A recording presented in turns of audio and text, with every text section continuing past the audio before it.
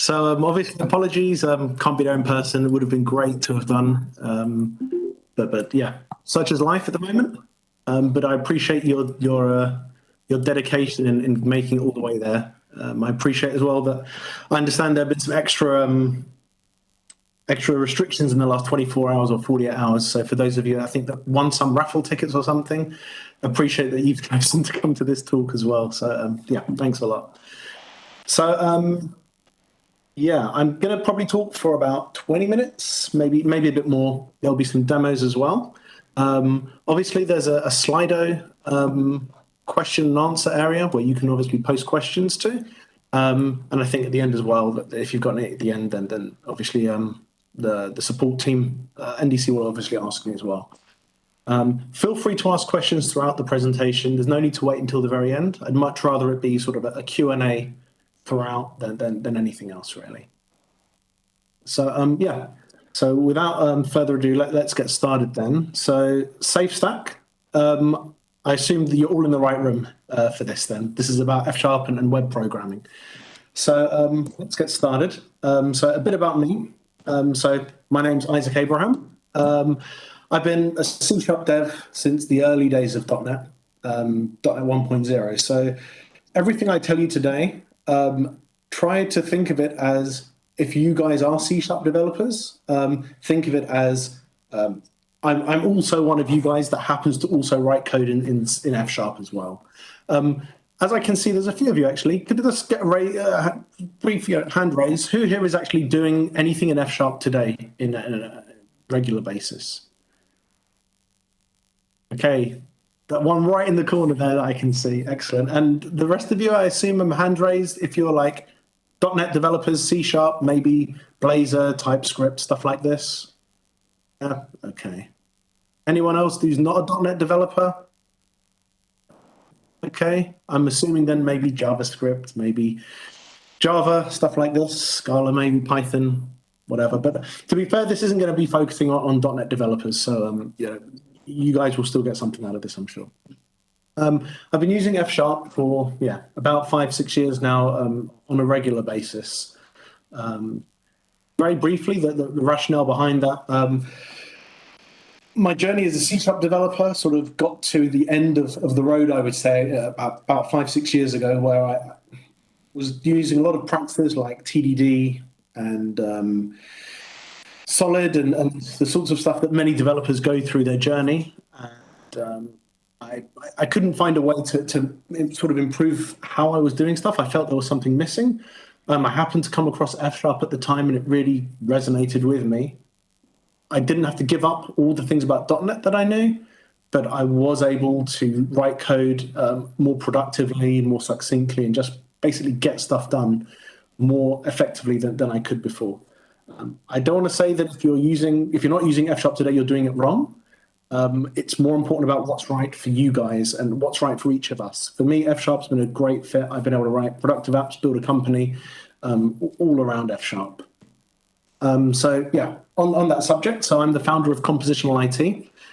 So we are basically an F# and Azure consultancy. We do training, coaching, consultancy, and outsourced development.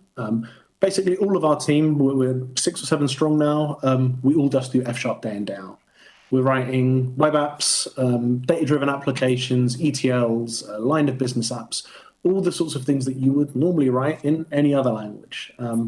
Someone asked me recently, is it really possible? How do you build a business in F#? And it's definitely possible, and I would say it's advisable because it's been pretty fun and pretty enjoyable, I would say, in the last few years. So I've been working with various other people on SafeStack since about 2018. So, SafeStack is not a new thing as such. It's a few years old now. And yeah, it's got to this point where it's really become a very nice story. A lot of things have come together, things like .NET Core, the .NET Client, things like this that have really worked nicely with how Safe and F# tends to work. So what is a SafeStack? So when we first launched it, there was a very, very long description of what it is, but we simplified it when we launched Safe 2 about a year or so ago, and we just said it's the best way to write functional first web applications. I would now say, to be honest, from my perspective, it's simply the best way to write web apps. That's for me, obviously. I can't comment for everyone, but we find it really productive. We're writing apps for enterprises as well as startups. And with a lot of the coaching and the training we do, we find people that haven't got much web experience at all that are able to be productive very, very quickly, which is also a real benefit we find. So that's kind of what it is, really. But before I sort of go further with the demos and stuff, I want to do a quick demo of a real app that's running now. We'll talk a bit about that, and then I'll come back and do the slides. But the aim here is really just to give you something that shows you immediately that this is not just smoke and mirrors. There's a real thing behind it. So I'm going to jump over here. So this is a real app that you can see is actually hosted in Azure called Safe Search. So we update this app on a regular basis as we sort of upgrade Safe and stuff. What it is an app that allows you to search for property sales in Great Britain. It's not actually the UK, it's Great Britain, but yeah. And we basically download prices every 2 or 3 months from the UK government, who publish these transactions, and we put it into what you would probably consider pretty standard stuff. So this is a web app being hosted on the Azure App Service, standard app service. So if I jump over here, you can see I've got a standard app service. Everything's working as normal. It's just .NET 5. And I've got a search index, which is holding 1 million transactions, so 1 million documents. So straight away, this is backed by normal Azure platform services, nothing magic there. In terms of like the UX, so I can start typing in and get find as you type sort of stuff. So I'm going to search for, let's say, Tottenham. Going to search. Bigger, did you say? Yep, absolutely. Hands up, is that okay? Yep, good. So yeah, we get some results here. I've got some faceted search on the left. We've got a grid here in the middle where I've got some search results. I can do things like sorting, I can do filtering, I can drag and drop columns around. If I click view, then I get a pop-up with a map. So I'm integrating with Pigeon Maps and OpenStreetMaps, the same sort of stuff that you might expect in a normal web app that wasn't written in F#. If I scroll across, I can click on the postcode, and that's going to do another search, but now it's going to show me properties in relation geographically to the first property that I just clicked on. So this is more like using Azure Search's geolocation capabilities. And then I can click on a map that shows me all of the different properties in order of how far away from the first one they were. I can get some crime stats for the area, so on and so forth. Everything I'm showing you here is not really F#, to be honest. So this is basically using a style framework called Bulma, the CSS framework. It's using React.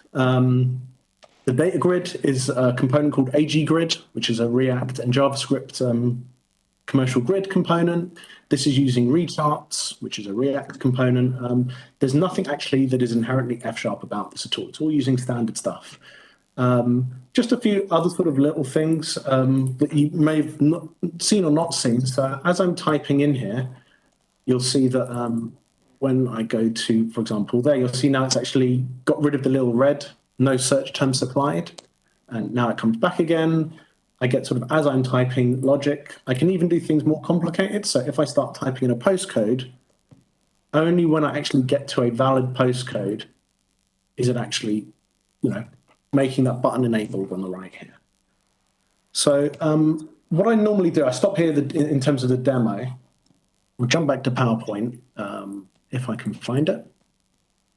Let's go. Good. Reading mode. And I always ask, how much of that do you think was actually written in F#? And I sort of raise your hands, and obviously you probably can guess what I'm going to say, but how much of that was in F#? If it's 25%, raise your hands. Okay, 50%? 75%? 100%? Okay, and the answer is 93%. I don't know if you can see that, but it's 93% is F#. JavaScript is 6%. Other, as in HTML, was less than 1%. What is that JavaScript? That's a single Webpack file. So any of you that are actually JavaScript devs today probably will smile when I tell you that the Webpack file has taken up 6% of my app, because Webpack is Webpack. That's what it is. It's a lovely JavaScript configuration framework and so on. But everything else is F#. There's no handwritten JavaScript. There's one, that 0.7% is one tiny shell boilerplate HTML file and basically nothing more. There's no handcrafted JavaScript. There's no handcrafted HTML. There's no HTML with kind of intermixed F# or C# or anything like that. The rest is all F#. So, okay, good. You'll see what's going on behind the scenes throughout the next 50 minutes, 40 minutes. What is SafeStack really? So it's an acronym that stands for a number of different components. It's important to understand that SafeStack is not a framework or a walled garden. It's a set of off-the-shelf components that we have brought together and basically pre-configured so that they talk nicely together. In some ways, like the LAMP stack, I guess, or mean. It's not a framework like Blazor as such. So the F stands for SAM, which is a server-side web component that runs on .NET and on ASP.NET Core. We'll show you that and talk about that in a bit more detail, of course. A stands for Azure. So cloud hosting and platform services, like I showed you. We don't force you to use Azure. You can use AWS, in which case it stays with Safe. You can use Docker and host it on a VM. You can run it on-prem in IS, whatever. Our recommendation is to use Azure. We find it's a pretty good platform for web applications and services, for .NET as well. F stands for Fable, which is a framework that allows you to write F# and still target a browser with JavaScript. And lastly, E stands for Elmish. So if there's any of you that are Elm developers out there, Elmish is basically an F# representation of kind of the Elm model. So if you're doing any UI programming in the web today, you may be using patterns like MVC. And if you're doing WPF or Silverlight in the years gone by, you may know things like MVVM. So the Elm pattern, again, we'll talk about that in a bit, is basically called the MVU pattern. So it stands for Model View Update, and we'll talk about that as well. The idea really for Safe was to say, if you want to write web applications in F#, rather than you maybe having to use libraries that weren't designed to take full advantage of F#, where you maybe have to write code in a way that feels somehow unnatural, we wanted to turn it on its head and say, why not write libraries and frameworks that let F# developers write how they want to, but still take advantage of all of the really great platforms that are out there. So it's kind of a win-win situation. That's really what we're targeting with SafeStack. So why would you want to use it? Now I've said what it is. One, it's very, very productive. If you're doing JavaScript today, and if you're doing F#, you probably won't want to be doing JavaScript. Even if you're a C# dev or anyone coming from a static type system language, a statically typed language, going to JavaScript may be quite difficult because the way you write code is relying on the compiler to help you to stop making mistakes and so on. So for someone like that, F# is a really nice fit. It's got a super strong type system. It's really powerful. You can write all of that, but yet you can still target JavaScript. You can share types between client and server.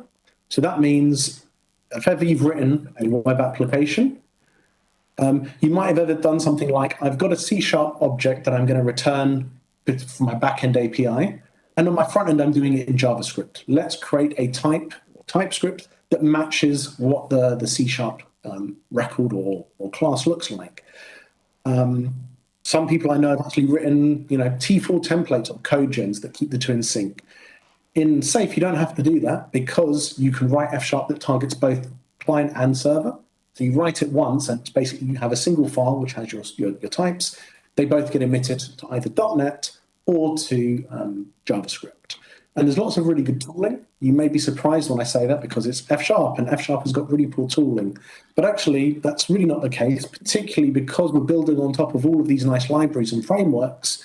So we have all of the .NET CLI, we have JavaScript tools, we have React tooling, Visual Studio, Rider, VS Code, all the stuff that you probably already used to. That's very nice in that regard. What we hear consistently from people that use Safe is that it's a really fun pattern and set of libraries to use, particularly those people that are not web developers by trade, that they feel that they are empowered to actually get stuff done. They actually really enjoy the cycle. As I said before, it's not a framework, so it's pretty flexible. We give you an opinionated starting point. You can change it however you want. If you don't want to use React, you want to use Vue or something else, don't knock yourself out. There's no restriction on what JavaScript libraries you can use. You can use NuGet packages because F# just runs on .NET. So on the back end, you don't have to give up any of the packages that you currently use. And it's a safe bet. I'm not trying to be smart and have some pun there. By a safe bet, I mean it's running on .NET, it's running on JavaScript, it's running on React. These are big platforms, mature platforms with mature ecosystems. You're not going to be in a position where you're suddenly, the rug is pulled from under you. We often get asked about commercial support. Obviously, those platforms themselves have, no doubt, consultants that can help you. From the Safe point of view, we obviously are dedicated to Safe. So we've got a team of developers. We're running training courses twice a month. We do coaching. We do support packages. So there's an option there as well. So just to reiterate and make clear here, what we want to do with Safe is look at ASP NET Core on the back end, JavaScript and React on the front end, but use F# for both of them. So instead of maybe C#, JavaScript, C# TypeScript, we say F# for both. F# itself, when I say simple, you may, if you've never used F#, you may have heard it's quite a complex language. The truth is really very different. It's certainly different from C# or from Java. It's not complicated. I would even argue, particularly with C#10 and the rate of change in C#, that is actually more complicated now than F#. There's many, many different ways of doing things in C# nowadays.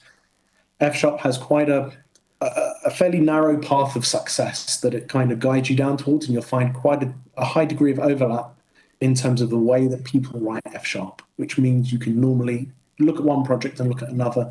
There's usually pretty close overlap in terms of designs and so on.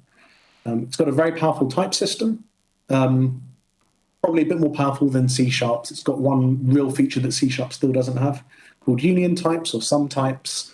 And it's pretty performant. Obviously, it runs on .NET and .NET Core. So all of the performance benefits that we see in .NET, F# just gets for free. Okay. So what does it really look like in terms of stack? Just visually to see. So at the top, you would be writing F#, and then depending on whether the code you're writing is on the back end or the front end, the back end would basically be using Satin and Giraffe, which are two of these F# kind of APIs and libraries. And on the right, you'd be using this Elmish library and Fable, which is this tool that emits JavaScript. And then underneath them, they will be running on top of either ASP.NET Core. So effectively, you're using all of the nice features that ASP.NET Core has, all the performance gains, all of that stuff. Satin and Giraffe are just, think of them as extensions. Giraffe is really just a pipeline stage in ASP.NET Core. It's nothing more than that.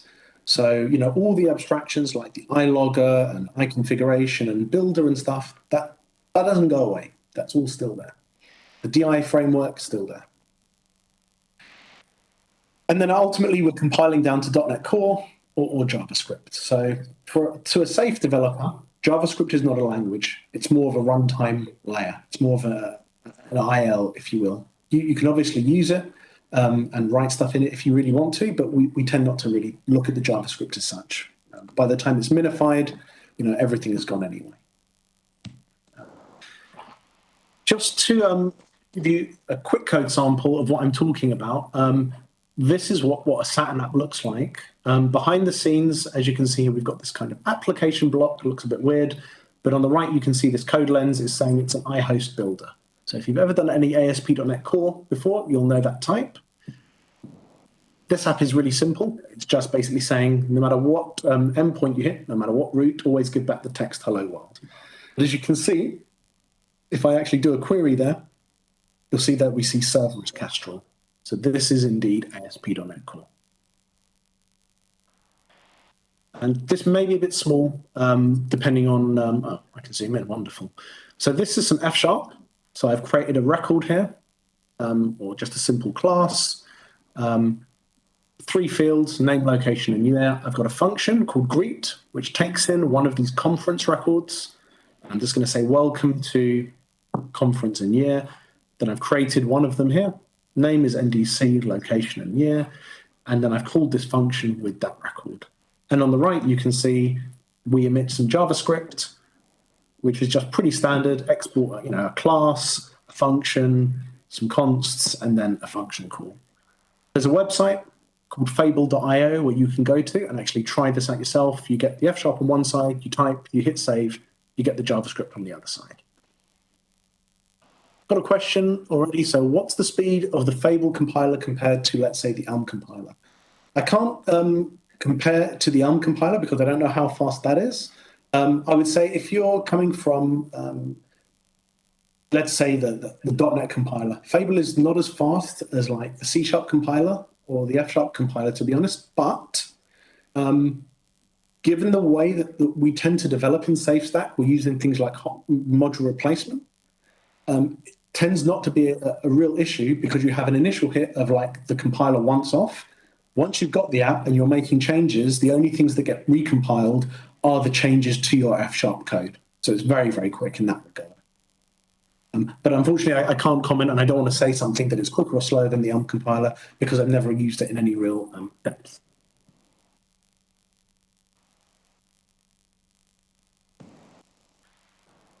So yeah, I already talked about this. In fact, I'll just skip this slide because I already explained it in detail. But in effect, you basically have one file if you want, and you basically target both environments.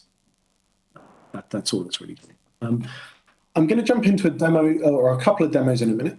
And as I've still got 40 minutes, I can do this in excruciating, painful detail, which is great.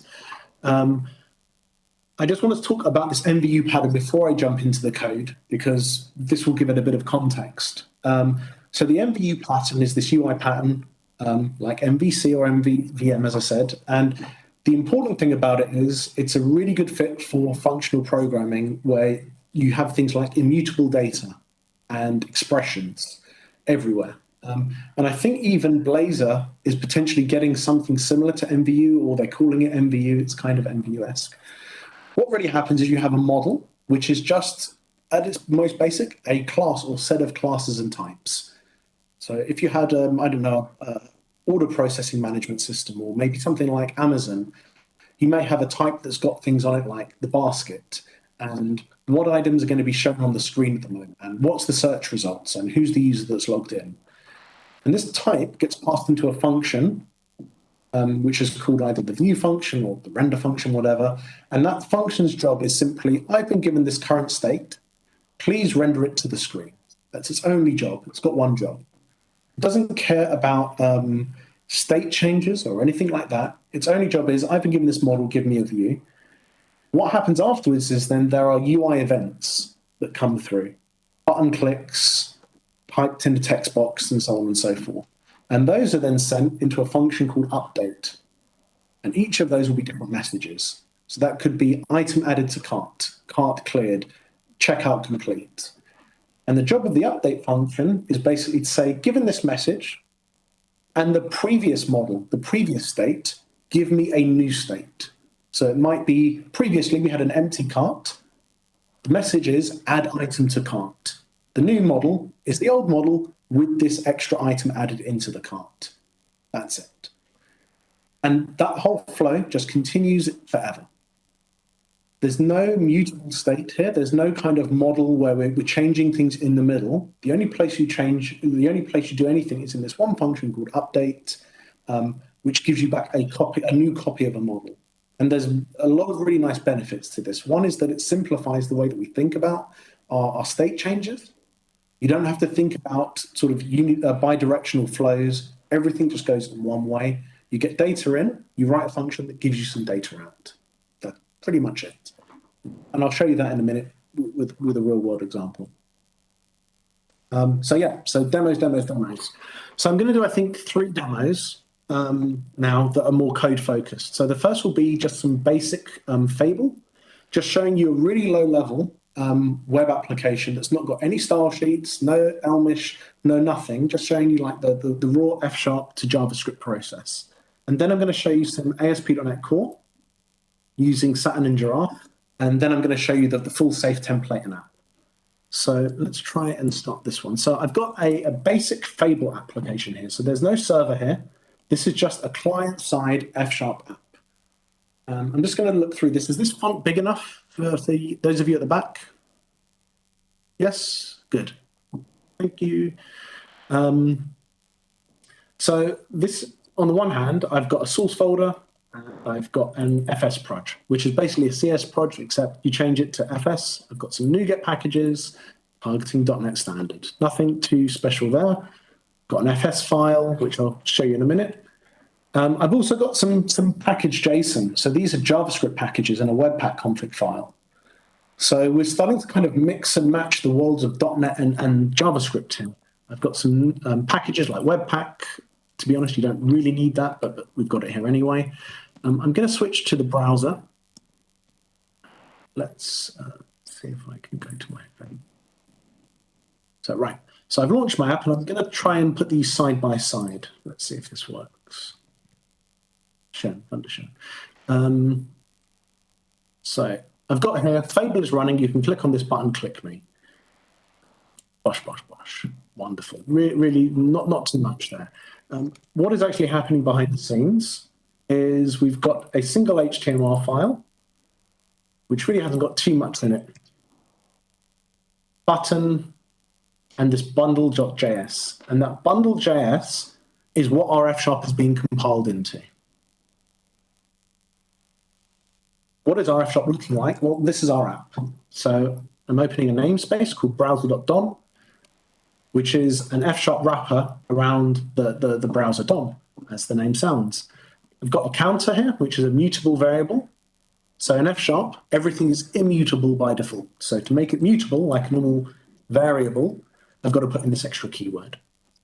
And then I'm doing some raw DOM manipulation, really low-level stuff. Document dot, and I get IntelliSense here for everything in the DOM. And it's properly typed. It's not objects. If you look here, I can see bool with get set. So it understands the types of all of these things in the DOM. And I'm doing a query selector to get my button, and then I'm casting it into an HTML button element. You know, this is pretty low-level stuff. The reason why I'm showing you this, though, is to illustrate that there's no kind of frameworky stuff here. This is just F# rendering as JavaScript. You can do whatever you want here. I've got an on-click handler here.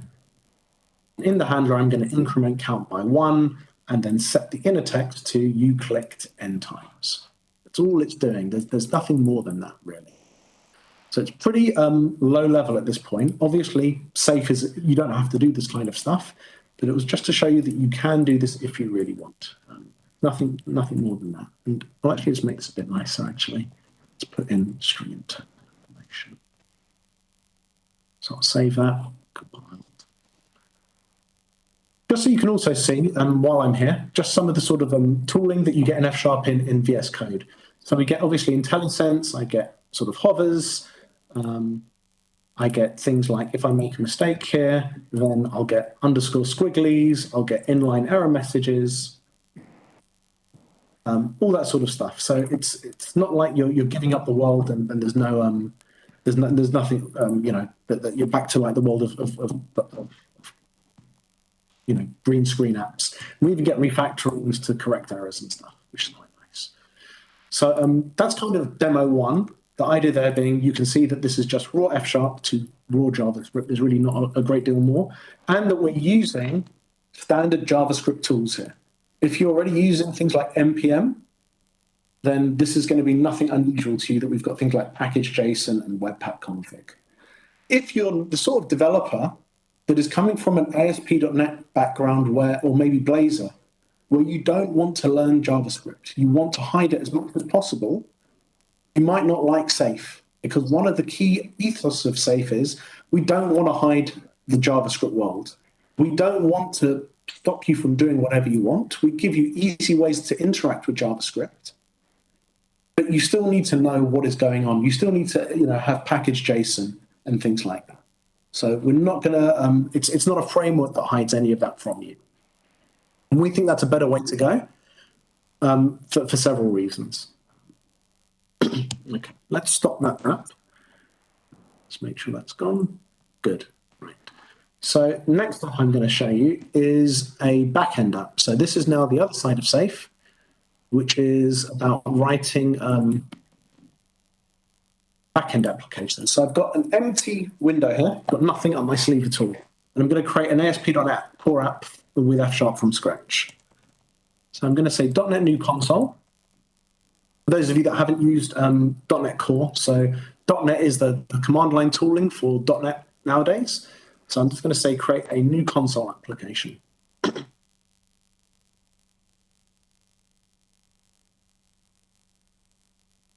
And this is an F# console app. It's interesting that today we've got in the world of C#10, you know, these very simple single file console apps and so on. I'm really happy to see this sort of stuff because this has been the ethos of F# for a long, long time now. This kind of lightweight, you know, friction-free and very succinct applications with a minimum of overhead. So you don't need, you've never needed a class with static void main to create a console app in F#. If you're using .NET today, by the way, and you're using C#, you would have to put in lang F#, dash lang F#. But because I'm using F# all the time, I've set an environment variable, so it always does that. So, right, let's add something to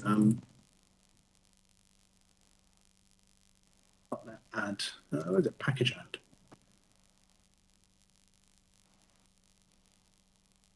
No? I don't know.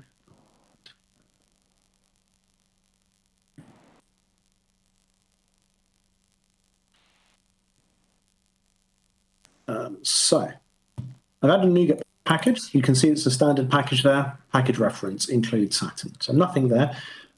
Behind the scenes, although I'm not going to bore you with all the details, if I was to look in this assets JSON file, somewhere deep down, you'll see things like ASP NET Core. So it's all sitting on top of ASP.NET Core. Now I've got my package. Let's delete that and just create a web app. So open Saturn, open Giraffe. I want to create an app, which is an application with a router that is going to be text hello NDC. And then I want to run my app. That's pretty much it. I'm going to say .NET watch run, and hopefully we will get a working ASP.NET Core app.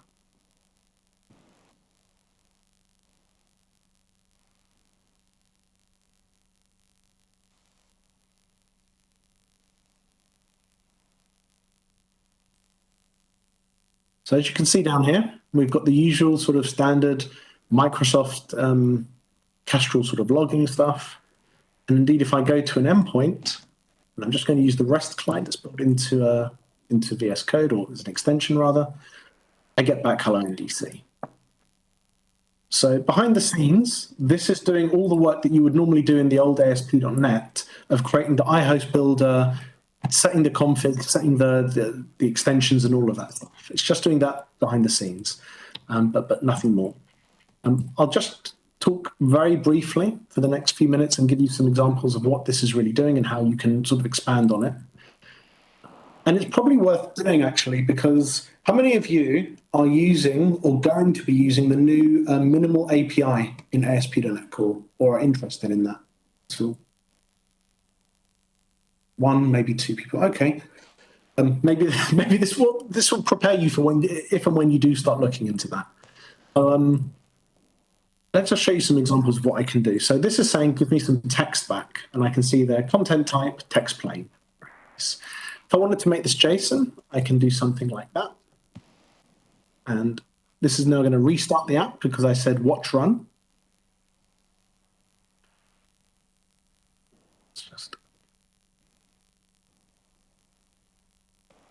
And now when I hit this, hopefully now there you can see now application JSON. So this is kind of a function that says, give me some text, and I'm going to give you back a handler that's going to return whatever this text is as JSON. And if I wanted to make this a record or a proper type, F# got really nice support for like anonymous records. So I could do things like message equals that. And then let's say date equals system.datetime today. In fact, let's be really hip and trendy and use the new date only. From date time. So I'll just get rid of the second window for a minute. So this pipeline function is basically just a nicer way of me doing that.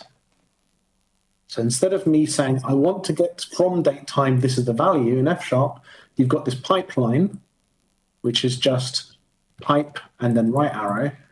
And it says, take this data and pipe it into this function.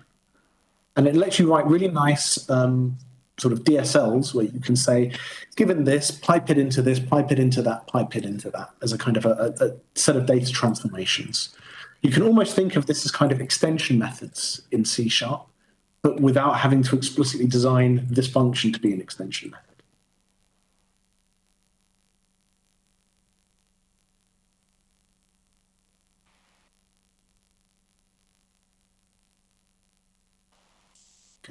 Just wait for that to restart. Send that request again. And now you'll see we get a nice JSON object. Message is hello NDC, and the date is year, month, day, week. So that's the standard serialization for date only. So that's kind of at a high level, the sorts of things you can do. Let's spend a couple more minutes and show you a bit more about how you can do something more than just a basic application that's returning one thing and one thing only. Because currently, it doesn't matter what route I put in, it will always give me back that object. So how would I do routing in Saturn? So I'm going to actually create a proper object, which I'll call my routes. It's going to have this object called a router. Steal this, replace it with my routes. And here I'm going to use this nice keyword called get. So if someone does a get to /test, then I want to give back that data. Let's do another one, other, then goodbye NDC.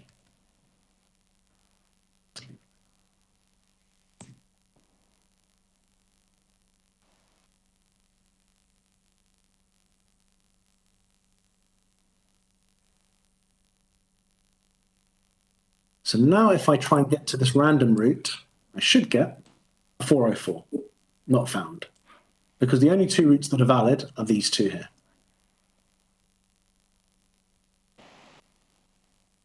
So now test gives me back this one, other will give me back the other one.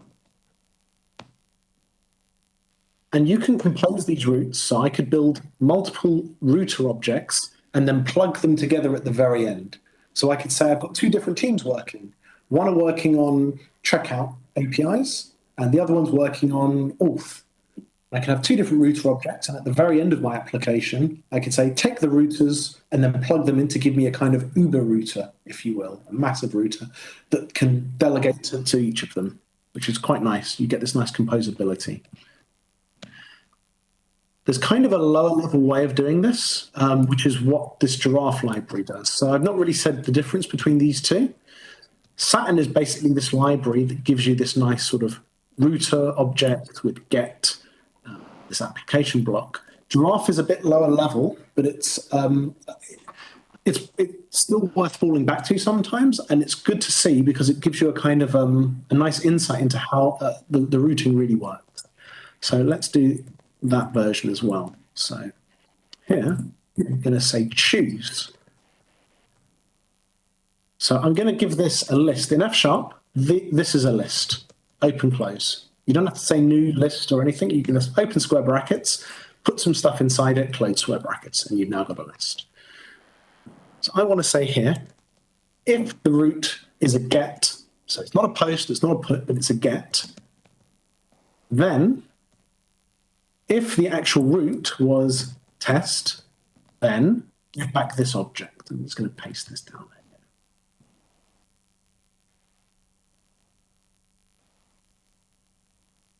just replace that. And then I can do another one.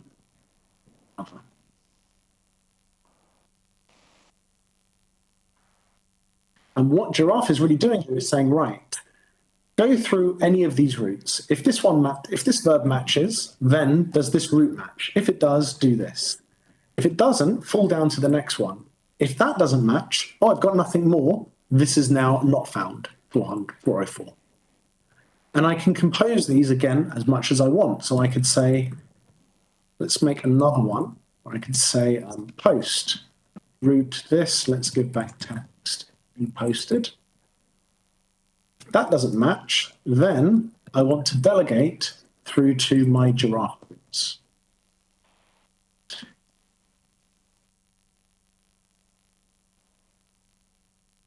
So you can think of each of these as like the same thing, really. Each one of these is its own little router, which gets composed into a bigger router, which is then set as this value. And that one is going to be then set in here. Then you can just infinitely plug these routes together to give you your entire routing engine, basically. So it's really, really powerful in that regard. And very, very nice. And I'll just do one in a slightly more longhand format, just so you can see how this might look, and to show you the ASP.NET part, because currently there's not really much ASP.NET core here. This is just sort of some abstract F# stuff. So let's make hello NDC, which is a function, takes in something called next and something called context.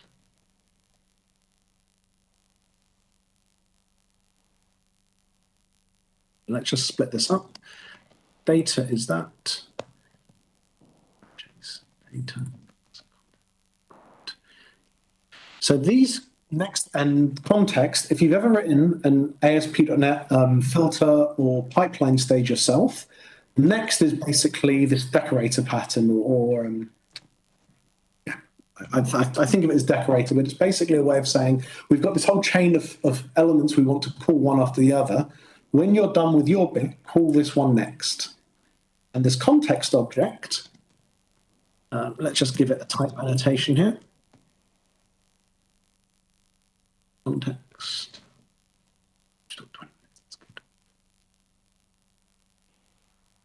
That. If I dot into that context, you'll see this is the full ASP.NET context. So I can go all the way down. I can say get service, logger if I want, all that sort of stuff. There's nothing stopping me doing any of that stuff.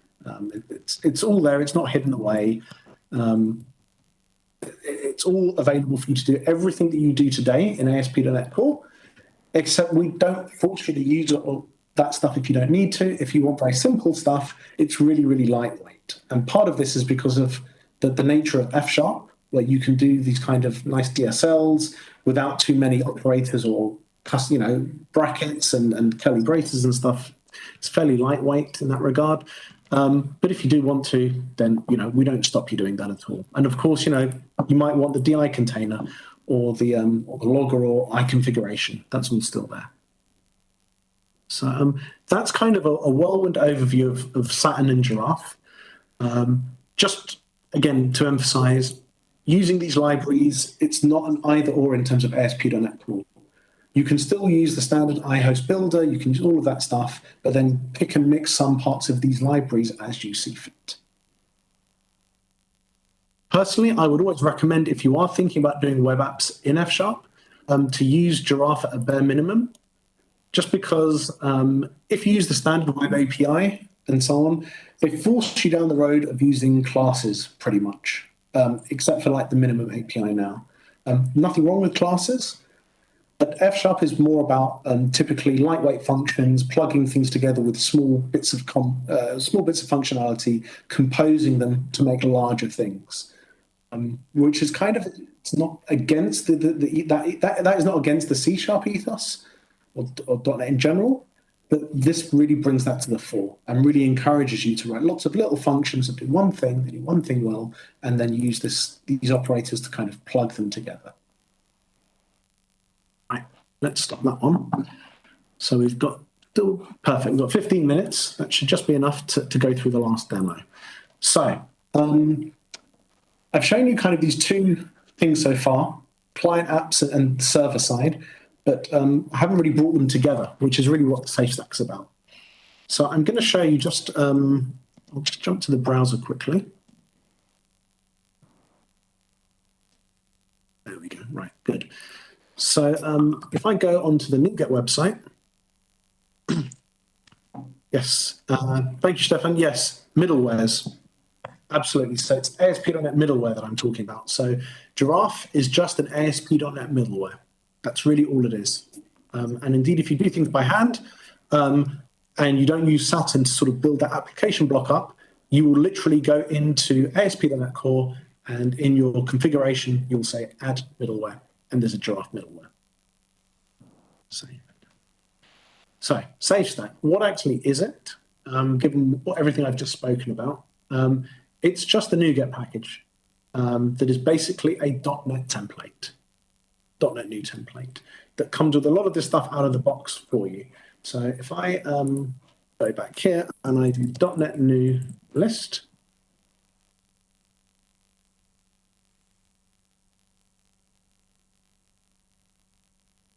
you'll see somewhere hidden away, safe app. I know it must be here because I created it not 10 minutes ago. Let's go back a folder just in case. There we go. SafeStack Web App v3.11. So it's just a template. You literally say .NET new safe. This is what you get out of the box. So while we're doing this, I'm just going to start the app because it can take a few seconds to start up. So we'll leave that there and I'll show you what that is. But while it's doing its thing, I'm going to just talk what do you get with a safe app. So out of the box, there's a few folders here like VS Code and .vs, you can ignore them. But what you'll get is a packaged JSON file, which contains a bunch of dependencies that we've tested that work well together, things like Webpack, Sass, React, and so on and so forth. We also give you a Webpack file, which does the sort of the standard things that you would expect from a web app, single-page web app. So the dev server proxy, minification, bundling, all of that sort of stuff is done for you. You get a dependency chain for the .NET app. We're using Packet. If you don't know what Packet is, it's basically an alternative client for NuGet. You don't have to use this if you don't want it. And there's an alternative version of the template. Well, it's the same template, but there's a flag you can pass in which says, give me a minimal safe app.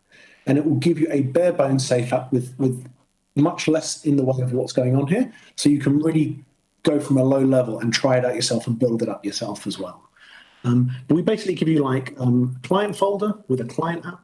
So that Fable app I showed you before, a server app, which is the Saturn application that I showed you before, and then a shared project where you can store shared types and functions that go onto both the client and onto the server. So for example, here I've got a to-do record, which is just a normal F# record, but that will get compiled into JavaScript to live on the browser, and I can just access it seamlessly, and it will always also go into the server as a .NET assembly, as normal .NET type. We also give you some tests projects. So we have a server project for tests. We have some client tests. So if you want to test your client application out and so on and so on. Let's just see how what's going on here. Oops, would actually help if I had actually gone into the correct folder. So that's netconf demo. .NET. So I'm just going to start this application now. And as you can see, we're just using .NET Run to actually launch this application. So if you've used .NET before, it's exactly the same sort of tooling. Behind the scenes, what we're doing is starting up the JavaScript app and the server app as well at the same time. So we're not hiding them. You know, you can see up here, we're doing npm install and stuff like this. There's no kind of, there's nothing hidden. This is where Fable is kicking in. It's now compiling our F# to JavaScript.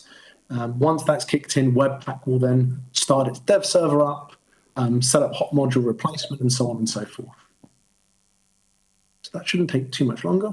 Let's see if there's anything else worth showing you before we go much further. Node modules, pretty standard. Okay, good. So there's our server that started up now, running on 8085. And now Webpack is kicking in, and that's going to start to transpile our code, not transpile, sorry, minify our code into and start it on its own dev web server. So compilation's done. Now it's bundling everything together, starting the Webpack dev server, and then we'll basically have an endpoint we can go to. Right, so I'm now going to go to my browser. I'm just going to demo this app. Localhost 8080. Okay, so this is what you get out of the box with like .NET New Safe. You get a to-do app, so you can have a look at what it's doing, and obviously then play around with it to your heart's desire. So what I'm going to do is just do a couple of small changes to the app and show you some of the tooling and the dev experience for what it looks like. So I'll add in a couple of items here. So let's do something like learn F#. I'm going to open up the console here. Apologies if this is a bit small. I'll try and make it bigger. Looks like that's the best I'm going to get, I'm afraid. Sorry. But I'm going to refresh this page. I'm going to hit F5. And you'll see that nested amongst all these things is basically this call here to get to-dos. Oh, I can make it bigger. There we go. And all I'm getting back here when I'm pulling this list of to-dos is just standard JavaScript, just standard JSON. Nothing magical there, just JSON objects over a standard RESTful API.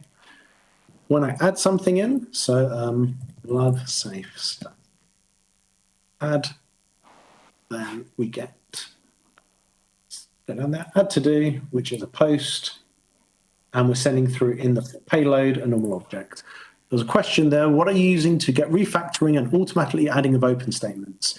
So there's a extension for VS Code called Ironide. If you want to do F#, install Ironide, you get all of that out of the box. So that will give you refactorings, rename refactorings, all the IntelliSense, all of that. Don't do F# without that. You get nothing. It's just like using a text editor then. So yeah, Ironide is what you want. Of course, you don't have to use VS Code. I happen to be using VS Code here. You can use Visual Studio. You can use JetBrains Rider. You could use Notepad if you really wanted to. Rider has really good support for F#. Slightly different to VS Code, but it's pretty good. Visual Studio has very good support for F#. Slightly different to VS Code as well. There are some pros and cons to all three of the IDEs, so I'm not going to say use one over the other. VS Code is a decent starting point. It's cross-platform, it's free, and it's pretty quick and easy to get started with. So I've created my app. So I'm just going to show you as well, now I've added those items in, some of the other tooling you get. So because we're sitting on top of React and Redux, we can use all the tooling that comes with. So Redux is a library for like this kind of functional state management in the browser. And it basically lets me do things like time travel. So I've got my app here, and I can actually go back in time. And I can actually start to see what I did and then go forward again. Because everything is just a function call with a clear sort of separation of state. If you remember back to the MVU pattern where I said it's just forward-only loop effectively, that's really what Redux is doing for us. It's trapping those states, and I can see this was my model before, this is what I had, this is what I've now moved to. So this is nothing we've built in SafeStack. This was part of React and Redux. So all of those tools you can use, the JavaScript debugger, that sort of stuff. If you want to debug the JavaScript, you can do that as well. Okay, good. We're almost out of time, so I'm just going to pick up the pace a little bit. So I'm just going to show you one last thing. So one of the things we've got in SafeStack is this thing called Fable remoting. If anyone had done any Silverlight in the old days and remembered something called RIA services, it's basically similar to that. So because we have this notion of shared code across client and server, maybe if I open the right file, that would help. We can create an API. So these are my methods that my backend supports. Get to-dos, add to-do, reset all my to-dos. Behind the scenes, we are going to create a proxy on the client for this that will send messages to the backend, which will handle the serialization and deserialization for us. So we don't even have to worry about that. And on the client, I'll show you what's going on here in a minute. I can literally do things like to-dos API dot, and I get add, get, and reset. They just look like method calls, but behind the scenes, it's doing JSON serialization, HTTP back and forwards, and so on. So you don't even have to do that if you don't want to. If you want to do manual HTTP JSON, knock yourself out, but out of the box, you don't even have to do that. You can just give it .NET F# data. It will package it up on both sides. You won't even realize you're going back and forwards if you don't want to. So what I want to add is a reset button onto this so that you can at least see kind of what the dev flow looks like. So I'm going to move this to the right. There's that. And I want to add a reset button in. So remember I said to you we have this thing called MVU. So our model currently has a to-do list and an input string. So I'm going to add a new message onto our list of messages, which I'm going to call reset. So whenever someone hits the reset button, that's the command I want to fire. I immediately get a warning here. F# telling me in my update function, if I move across here, incomplete pattern matches, the value reset indicates a case not covered. So it's telling me already, you've not dealt with this case, please deal with it. So I'll add the case in. And all I'm going to do when someone hits reset, I'm going to clear out this list.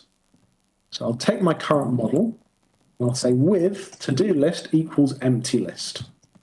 And there's no other command I want to do after this. That's my thing done. The last thing is my view. And this is where things may look a bit weird. This is our view function. There is no HTML or raw React. We do it in F#. And it's basically a type-safe wrapper around React. And in this case, around Bulma that someone's done. So if you think of this as kind of, that's where my children on top of this node go in HTML.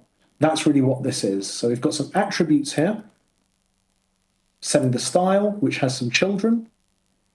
Then I'm setting some children on the hero to be this one and that one and so on. But it's really just a type-safe way of doing view code. In some ways, it's not so dissimilar to what the JavaScript, to what Swift have done. All these colors in, I've got a question as well. All these colors in indent, autocomplete, and error messages, where do they come from? Is that a VS Code plugin? There's two plugins I use for that. One is code, I think it's called indent lint or something like that, which gives you these little indent brackets. The autocomplete out of the box with VS, with Inide. Error messages, they come from the F# compiler. There is an inline error, which is basically, so if I do something like that, it shows it there. But that's just a standard VS Code extension, nothing about F#. The database question we'll come to in a minute. And I know we've only got 2 minutes left, so I'll just quickly run through this. I'm going to add another button onto my screen. So I'm going to copy that code, which was this sort of control with a button. I'm going to hit save. Now, because we've got hot module replacement in, it's already added it. I've not had to stop and start the app. So I can now hit reset. Change the text to reset, and now the text will change to reset. And then I can change it to is warning instead of is primary. So the color is going to change now to a warning color. And then I'm going to change the rule to say only disable if my model.to-do list is empty. Can't reset if the list isn't empty, of course. And then the last thing is, when someone clicks on it, I want to dispatch my reset message. So that's kind of tying the loop up and closing the loop. So now I've done that, I should just be able to hit reset, and there's our list gone. And if I wanted to go to the back end, it's pretty simple. I can just add in a line here, say kick off a background process to call the server, which is going to be our to-do APIs dot till it's up reset. And now that will actually reset the backend, sorry, start. So that's basically tying up to an existing backend method that already existed. Not at the time to actually show you that one, I'm afraid, but yeah, basically that's it. So with that said, I've got probably 30 seconds left. I'm just going to jump over to my slides very, very quickly, and then we'll try and answer any questions as well. So let's just go back here. Demos, right. So it's not vaporware, it's not magic. It's F#, it's .NET, it's JavaScript. There's no boundaries, there's no walled gardens. Use whatever JS libraries you want. Safety of F#, type safety, tooling, all of that stuff is there. It's really fun. I can only speak from my experience and those I've dealt with, but it's productive, it's flexible. We're doing large apps, 4 or 5, from our point of view, 4 or 5 developers working at once, all in F#, back end, front end for enterprises. I've already touched on minimal APIs. If you like that kind of thing, F# has basically been doing that since day one. Any of the new features in .NET you'll get in F#, except for hot module reload, because that is a C# only thing at the moment. Maybe in the future that will change. Any of the performance gains in .NET 6, any of the new types, you get all of that stuff as well. SafeStack, GitHub.io, just Google SafeStack. It'll be the first link you get. You can go through the site. I'll show you very briefly. There's basically docs on there. We have a very large set of docs on there. So let's just go to it. So we have a whole set of recipes. Let me undo that. We have like how to quick start. We have a whole bunch of how do I guides. How do I connect to a database? How do I do dev test? How do I deploy? They're all pretty, they're reasonably detailed. You can obviously always reach out as well and ask. So we've tried to gear it up to people that aren't F# experts. You don't need to be to use it. But the last thing I would say is, yeah, ask me anything. So lovely. I think we're just overrunning, but I think if we've got another minute or so, there was a quick question. What libraries do you prefer for databases? You can use anything. There's nothing to stop using any library. We prefer something like Dapper. Entity Framework doesn't really work so well with immutable data. It's geared up towards having this kind of read data in, make changes, save changes sort of thing, which isn't a great fit for F#. But something like Dapper works very, very well, and there are plenty of nice wrappers around it as well. But RepoDB also works great. See what works for you. Depends on your pattern. So yeah, I think that's about it. Thank you very much for coming and for your questions. If you've got any questions now, feel free to ask them. Otherwise, feel free to reach out to me either in Slack, Twitter, email. Always happy to chat to people looking into F# or Safe.